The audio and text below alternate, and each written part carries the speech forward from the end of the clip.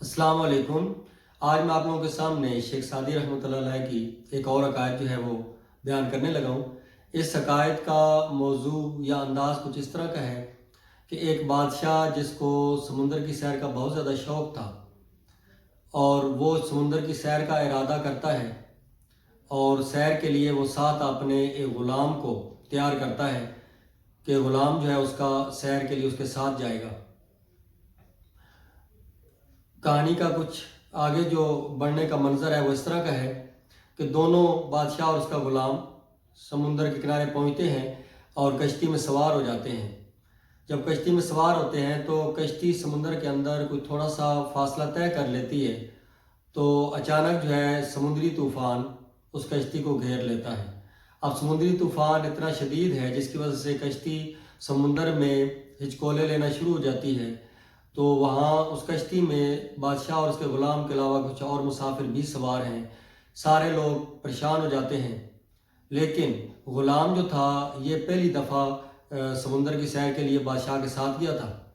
اور اس کے لیے کیونکہ یہ ایک نیا تجربہ تھا تو غلام نے جب یہ سمندر کی صورتحال دیکھی اور طوفان دیکھا تو بہت زیادہ پریشان ہونے کے ساتھ ساتھ اس نے رونا شروع کر دیا، چلانا شروع کر دیا۔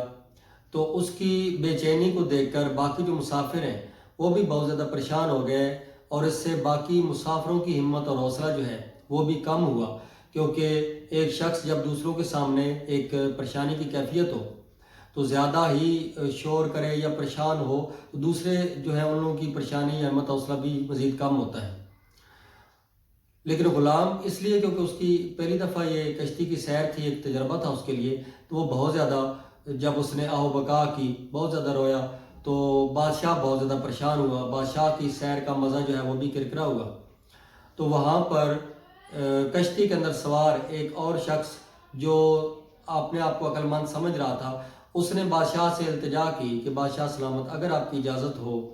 تو میں اس آپ کے غلام کو خاموش کروا دوں۔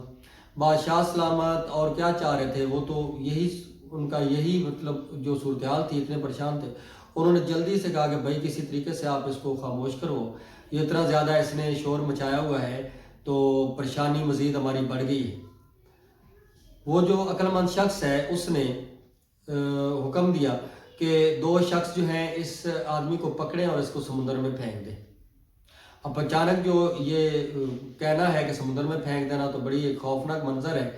لیکن ساتھ اس نے یہ بھی کہہ دیا کہ اس کو سمندر میں پھینکتے ہی اس کو بالوں سے پکڑ کے آپ نے واپس بھی کھینچ لینا ہے۔ انہوں نے اس کو دو شخص اٹھے اور اس کو سمندر میں پھینکا اور ساتھ ہی اس کو پکڑ لیا، جس کی وجہ سے وہ خود بھی جب سمندر پانی میں گرا تو فوری طور پر جو ہے وہ کشتی کے ساتھ چپک گیا اور کشتی کو پکڑ کے آہستہ آہستہ وہ ایسے غوطے کھاتا ہوا کشتی کے اندر آ گیا۔ اب جب وہ کشتی کے اندر پہنچتا ہے تو وہ بالکل کشتی کے ایک طرف جانب ایک بالکل کونے پہ جا کے خاموشی کے ساتھ بیٹھ گیا۔ اب نہ رو رہا ہے، نہ پریشان ہے، نہ شور کر رہا ہے، کچھ بھی نہیں،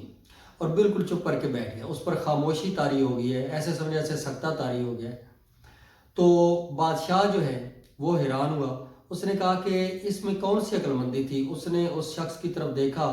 کہ اے دانا شخص، تو نے اس میرے غلام کو سمندر میں اچانک پھینکنے کو حکم دے دیا، پھر اس کو واپس لائے ہیں، اس کی جان بچ گئی ہے، بڑے خطرے سے وہ واپس آیا ہے، تو اس میں کون سی عقل مندی ہے اس کو خاموش کروانے والی۔ بڑا مطلب عجیب سا یہ منظر میرے سامنے بادشاہ نے کہا کہ میں نے جو دیکھا ہے۔ تو اس دانا شخص نے جواب دیا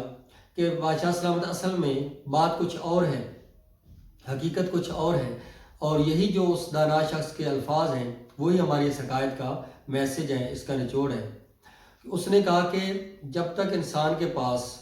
کوئی نعمت ہوتی ہے تو اس کو کوئی اس کی قدر نہیں ہوتی،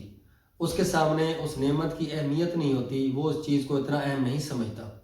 اور جب جو ہی وہ نعمت اسے چھن جاتی ہے تو پھر اس کو اس کی اہمیت کا احساس ہوتا ہے، اور پھر اس کی دوبارہ سے جب وہی نعمت چھننے سے اس کو ملتی ہے تو بڑی کہہ سکتے ہیں کہ اس نعمت کی وہ جو ہے وہ حفاظت کرتا ہے اور اس کو دل و جان سے اپنے گلے لگاتا ہے۔ اسی طرح انسان جو ہے دنیا کے اندر رہتے ہوئے جب خوشی میں ہوتا ہے، خوشحالی میں ہوتا ہے، تو اس کو بدحالی یا پریشانی جو ہے اس کی قدر نہیں ہوتی، اسے نہیں پتہ ہوتا، لیکن جو ہی وہ کسی خطرے سے کسی مشکل سے مصیبت سے ٹکراتا ہے تو اس سے پتہ چلتا ہے کہ زندگی کا ایک اور جو انداز ہے وہ مشکلات بھی ہیں، پریشانیاں بھی ہیں۔ تو اس لیے اس آپ کے غلام کو پہلے کشتی کی نعمت کی قدر نہیں تھی، اس کو پانی کا خوف اور پانی کا جو کہہ سکتے ہیں کہ خطرہ، اس سے یہ ڈر رہا تھا، لیکن جو ہی جو پانی میں یہ گیا ہے خود اس نے غوطے کھائے ہیں، اب اسے پتہ چل گیا کہ کشتی کی قدر کتنی نعمت ہے، اور ابھی تک تو کشتی سمندری طوفان کی زد میں ہے، کون سا وہ کشتی کے لوگ یا باقی جو سارے ہیں وہ کشتی میں غرق ہو گئے، اس لیے اب یہ خاموشی سے بیٹھ گیا ہے اور اب یہ اس نعمت کی قدر ہو گئی ہے۔ تو یہی اس سوال سے ہمیں بھی یعنی اس سے جو اخلاقی سبق حاصل ہوتا ہے کہ کوئی بھی دنیا کی نعمت ہمارے پاس ہے تو ہمیں اس کی قدر کرنی چاہیے، چاہے وہ والدین کی شکل میں ہو، چاہے اپنی جسمانی صحت کی شکل میں ہو، زندگی کا وقت جو بڑا قیمتی ہے، کوئی بھی چیز لے لیں تو اس کی قدر کرنی چاہیے، کیونکہ وہ چیز جب چھن جائے، نعمت چھن جائے تو پھر جو ہے اس کی بہت زیادہ یاد آتی ہے اور وہ بہت زیادہ اہم ہمیں محسوس ہوتی ہے، لیکن اس وقت جو ہے وہ گزر چکا ہوتا ہے۔ السلام علیکم۔